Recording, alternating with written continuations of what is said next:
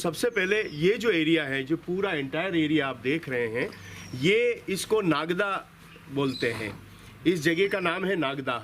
इसके अलग अलग नागद्राह भी हैं, नागदाद्रीह भी है, लेकिन इसका लास्ट में हम कैलकुलेट करते हैं कि नागदा ही है।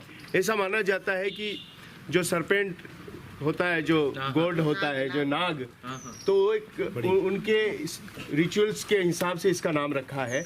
कई इसके इंटरप्रिटेशन है।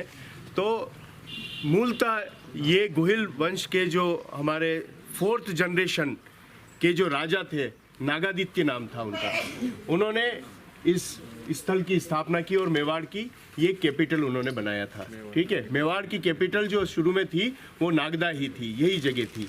तो गुहिल राजा या गुहिल वंश में एक राजा हुए नागादित्य, उसके बाद में कालभोज हुए, उसके बाद जो बप्पा रावल की जो बात है वो इन्हीं कालखंड में मिलती है।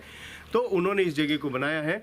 और यहाँ पर आप देखेंगे कि पूरा एक टेम्पल इलाका है पूरा। नीचे आप देखेंगे, जाएंगे तो एकलिंजी टेम्पल भी है, उसको कैलाशपुरी बोलते हैं, राइट। यहाँ पर आप देखेंगे उधर जैन टेम्पल भी है।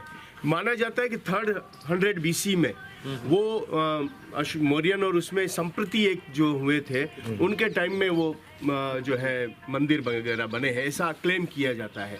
लेकिन ओवरऑल हम यहाँ पर इस जो मंदिर है, 2 मंदिर देख सकते हैं आप। ये सास बहू, ये सास का और वो बहू का। अब आपको एक चीज़ बताएं, ये भी बातें सही है, और एक इसका अपभ्रंश भी हुआ है। उसको हम बोल सकते हैं सहस्त्र बाहु, भगवान विष्णु को डेडिकेट है। ये फर्स्ट जो टेम्पल है is dedicated to the god lord Vishnu. तो विष्णु के 1000 नाम होते हैं और 1000 भुजाएं भी होते हैं। तो सहस्त्र बाहु इस तरह से हम इसको बोल सकते हैं। वो जो टेम्पल था वो शिवा टेम्पल था। अब जो कहते हैं कि 10th सेंचुरी के अंदर कछवाहा राजा जो है महिपाल ने अपने वाइफ के लिए ये मंदिर बनाया था, विष्णु मंदिर। फिर उनके बेटा हुआ, बेटे की बहू आई, वो शिव को मानती थी। कोई विष्णु को पूजता है, कोई शिव को, वो शिव को पूजती थी, तो उनके लिए वो शिव मंदिर बनाया। तो इस तरह से इसको सास बहू का मंदिर भी कहते हैं। अब इस जो टेम्पल ये जो बना हुआ है, जिस प्लान के ऊपर बना हुआ है, वो है नागर शैली का। स्टाइल तो है उसकी नागर, और प्लान जो है वो पंचायतन प्लान है। ये आप ध्यान रखें, पंचायत प्लान में क्या होता है, मेन जो टेम्पल्स होता है वो सेंटर में होते हैं, और उसके चारों ओर 4 कॉर्नर्स के ऊपर अलग अलग भगवान के लॉर्ड के जो है मंदिर होते हैं, उसको पंचायतन प्लान होते हैं। तो नागर शैली के अंदर आप जाएंगे तो आपको पंचायतन प्लान ज़्यादा मिलेंगे। तो ये मैं एक मोटे मोटे रूप में इस चीज़ को मैं आपको दिखाना चाहता हूँ कि नागदा ये भी कह सकते हैं कि जो नागदा यज्ञ करते थे।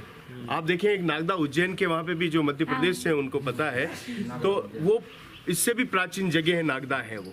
तो नागदा है, वो पंडित और ब्राह्मण होते थे जो नागदा यज्ञ करते थे, ऐसा भी हम पुराणों में और इसमें सुनते हैं। तो वो जहाँ जहाँ गए वो उस जगह का नाम नागदा रहा। तो कुल मिला के ये एक प्राचीन जो है ना कैपिटल रही है मेवाड़ की।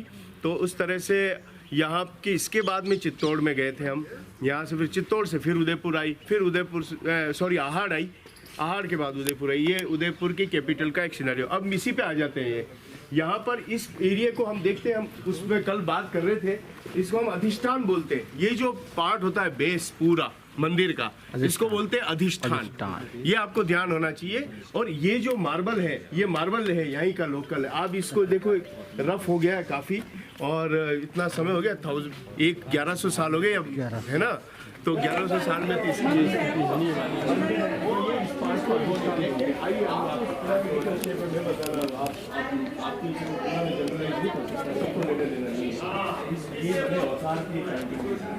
शिव के मंदिर है, इसलिए घंटे बाद आपकी सारा तनाव, माइंड वगैरह सब सही हो जाएंगे। मैं नहीं कह रहा हूँ भगवान की पूजा करनी, पूजा की बात ही नहीं आ रही, मैं पिरामिड की बात कर रहा हूँ। पूजा तो किया पता है आपको, मैं आप